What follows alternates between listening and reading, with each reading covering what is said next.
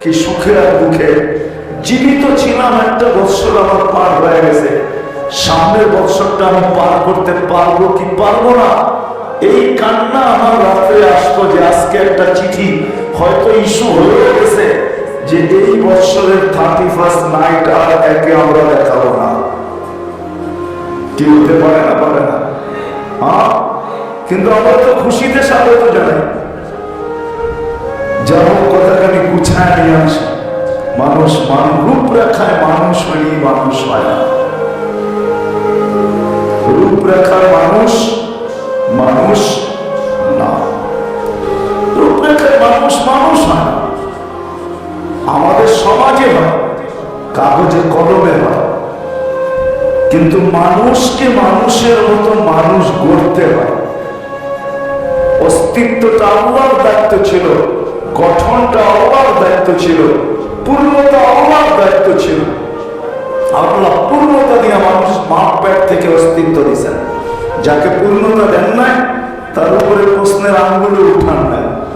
যেমন কেউ বাকশক্তি নিয়ে আসে নাই মাপ পেটের থেকে, সে পূর্ণতা নিয়ে আসে নাই, বাকশক্তি নিয়ে আসে নাই, এটাও কিন্তু অপূর্ণতা। বাকশক্তি নিয়ে আসে নাই, বাকশক্তি সম্বন্ধে তাকে কিচ্ছু জিজ্ঞেস করা হবে না, মরার পরে কিচ্ছু জিজ্ঞেস করা হবে না বাকশক্তির ব্যাপারে। অথচ আপনাদেরকে আমি এক সাহাবীর কাহিনী শুনাইতে পারি শর্টে। আবু দুজানা রাদিয়াল্লাহু তাআলা আনহু, যিনি ওই সাহাবী যিনি বদরের যুদ্ধ থেকে নিয়ে বিদায় হজ পর্যন্ত আল্লাহর রাসূলের সঙ্গে ছিলেন। একটা যুদ্ধে উনি পিছিয়ে ছিলেন না। শর্টে বলতেছি, উহুদের যুদ্ধে আল্লাহ রাসূল সাল্লাল্লাহু আলাইহি ওয়াসাল্লাম বললেন যে আমি এখন তলোয়ার দিতে চাই, যারা এই তলোয়ারের হক, আমি একটা তলোয়ার দিতে চাই, কে কে নিতে প্রস্তুত? তো সবাই দাঁড়াইলেন। তো আল্লাহ রাসূল বললেন, শোনো, এটার হক কয়জন আদায় করতে পারবে এটা বলো। এই তলোয়ারের হক আদায় করতে হবে, শোনো, নিলে চলবে না। তো সবাই বসে গেলেন, মাত্র 3 জন দাঁড়ায় থাকলেন, আবু দুজানা, ওমর রাদিয়াল্লাহু তাআলা আনহু আর যুবাইর রাদিয়াল্লাহু তাআলা, 3 জন। আল্লাহর রাসূল 3 জনের ভিতরে চয়েস করলেন আবু দুজানা, হেমলা পাতলা সাহাবী, ওনাকে হাতে উঠায় দিলেন, দেখো এবার হক কিন্তু আদায় করবে।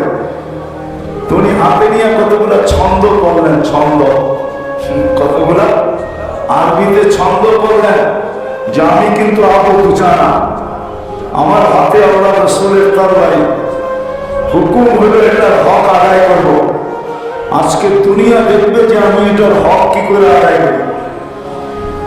তুমি যুবাইর রাদিয়াল্লাহু তাআলা বলতেছেন, আমি পিছে পিছে হইলাম যে আমার মতো হাট্টা কাট্টা লোক ওমর রাদিয়াল্লাহু তাআলাকে না দিয়েছেন আমার মতো একটা লোক, দেখতে 7 ফিট, যেরকম শরীর এরকম চেহারা, এরকম শক্তি, এরকম হাট্টা, এরকম কাট্টা, আমাকে দিল না, দিল ইয়াল্লাহ, আমি দেখবো হক কি হক আদায় করে, কি হক আদায় করে।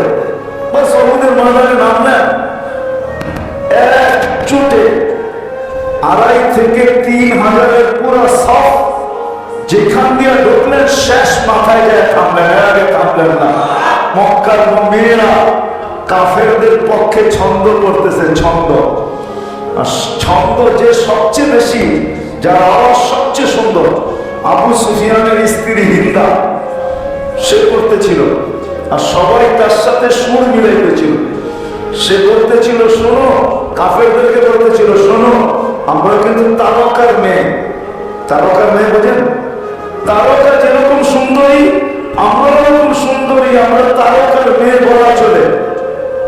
আমরা তারকার মেয়ে, আমরা তারকা, আমরা তারকার মেয়ে।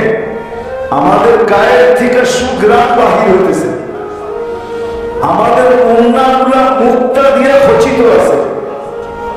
যুদ্ধে যাওয়া হয় সৈন্যকে উৎসাহিত করার জন্য, তোমরা যে যে আগে বাড়বে আর মুসলমানদেরকে হত্যা করবে, আমরা তার গলায় লাগাবো। গলা আমরা তাদের গলায় রাখবো, আর যদি ভাইগা গেলাম তো আমরা তোমাদেরকে ছাইরা দিব, তো ছাড়িয়া দিব না, শুধু জুতা পিটা করে তোমাদেরকে ছেড়ে যাবো। আবু দুজানা রাদিয়াল্লাহু তাআলা যায় হিন্দার মাথার উপরে তরবারি রেখে দিয়েছে, কিন্তু কতক্ষণ পরে তরবারিটা সরায় গেছে। তো জুবাইর রাদিয়াল্লাহু তাআলা বললেন, এত বড় সুযোগ পেয়ে ছেড়ে দিলাম, তুমি জানো এটা কার তরবারি? এটা আল্লাহর রাসূলের তরবারি। মহিলার গায়ের উপর রক্ত দ্বারা এটাকে কলুষিত করবো? দুর্বলের রক্ত দ্বারা এটাকে কলুষিত করবো? এই জন্য নামা দিয়েছি। তারপরে ওইখান থেকে যখন ফিরে আসতেছিলেন তো মক্কার ভিতরে একজন বড় বাহাদুর ছিলেন, বাহাদুর, বড় বাহাদুর। আমাদের থাকে না কুস্তি বীর, সে সর্বকালে বীর ছিল, বীর হিসাবে খেতা। তো যখন এক সামনে পড়ছে তো কাফেররা থাইমা গেছে যে এ করে কি দেখি, মুসলমানও থাইমা গেছে যে আজকে আবু দুজানা করে কি দেখি। আল্লাহর রাসূলের তরবারি হক কিভাবে আদায় করে। আবু দুজানা রাদিয়াল্লাহু তাআলা সামনাসামনি হয়েছে, দুদিকে কিন্তু সবাই থামা, দেখে এই দুইজনের কি ঘটে, ঠিক না? তারপরে আগে চলবে। কাফেরও থেমে গেছেন, মুসলমানও থেমে গেছেন, তো চলতেছে তরবার চালানি। কিন্তু ওই বীর যে মক্কা, সে প্রথম তরবারি চালাইছে, আবু দুজানা রাদিয়াল্লাহু তাআলা কাঁধের ভিতরে একটু জখম হয়ে গেছে। তারপর দুজানা রাদিয়াল্লাহু তাআলা যখন দ্বিতীয়বার তরবারি চালাইছেন তো এইখান দিয়ে তরবারি দিয়া দুই টুকরা করে দুই দিকে ফেলা গেছে।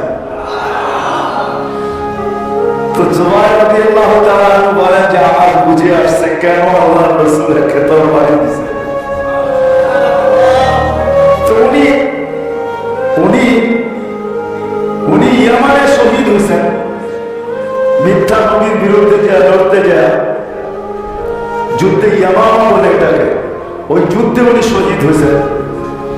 তো উনি শহীদ হয়ে মারা যাওয়ার আগ মুহূর্তে উনি বলতেছেন যে আমার জীবনের কোন আমল আল্লাহর কাছে পেশ করার মতো আমার চোখে নেই। এটা আপনাদেরকে আমি বুঝাইতে চাইতেছি না যে আমার জীবনের কোন আমল আল্লাহর কাছে পেশ করার মতো আমার কাছে নেই, শুধু একটা আমল ছাড়া, একটা আমল ছাড়া কোন আমল আল্লাহর কাছে পেশ করার মতো নেই। অথচ উনি বদরি, এমন কোন যুদ্ধ নাই বদরের যুদ্ধ থেকে নিয়ে বিদায় হজ পর্যন্ত